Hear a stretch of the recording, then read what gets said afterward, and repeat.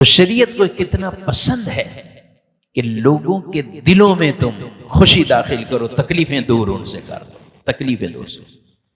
آج ہمارے رویے یقین کریں بڑے عجیب بن چکے ہیں، خوشی تو داخل نہیں کرتے، تکلیفیں داخل کرتے، تکلیفیں پہنچا اپنی زبان سے، اپنی گفتگو سے سامنے والے کو تکلیف پہنچانا، کسی کے گھر گئے مہمان بن کر تکلیف پہنچانا،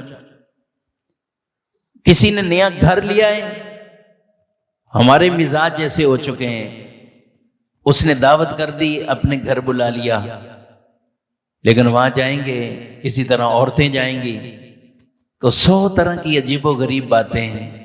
ارے یہ کلر نہ کرواتے نا تو دوسرا کروا لیتے، ارے بھائی یہ گھر، یہ کمرہ اس کی جگہ تم یہ کرتے، اس کی جگہ یہ کرتے، اچھا پردے یہ نہیں ہونے چاہیے تھے، اس میں اب یوں کر لیتے نا، تو یہ تھوڑا اس کا تھوڑا نقشہ ہی تبدیل ہوتا تو اچھا لگتا، اور اچھا لگتا۔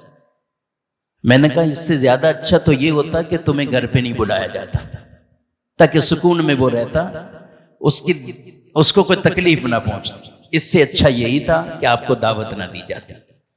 بھئی آپ کو کس نے کہا ہے کہ آپ اس طرح کی چیزیں ایسے مواقع پر، چاہیے دعوت ہو، شادی ہو، کچھ اور ہو، یہ ہمارے مائنڈ بن چکے ہیں۔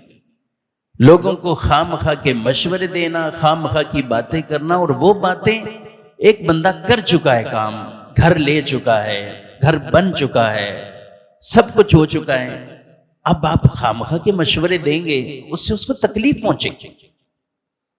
آپ جائیں برکت کی دعا مانگیں، اللہ آپ کے گھر میں برکت دے، نظر بد سے بچائے، جن کے پاس چھتیں نہیں ہیں اللہ انہیں بھی گھر عطا فرمائے، دعائیں دیں یار اس کو۔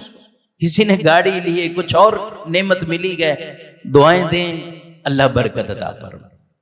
ہاں اگر لینے سے پہلے وہ آپ سے مشورہ کر رہے ہیں کس علاقے میں لوں، کیسا لوں، تو پھر اچھا مشورہ دیں دیانتداری کے ساتھ، جو آپ درست سمجھتے ہیں وہ مشورہ۔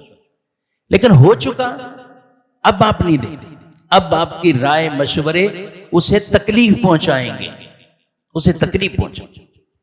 ہر آدمی اب تمام کی سوچیں مل جائیں یہ ضروری نہیں ہوتا، ہر ایک کی سوچ مختلف ہے۔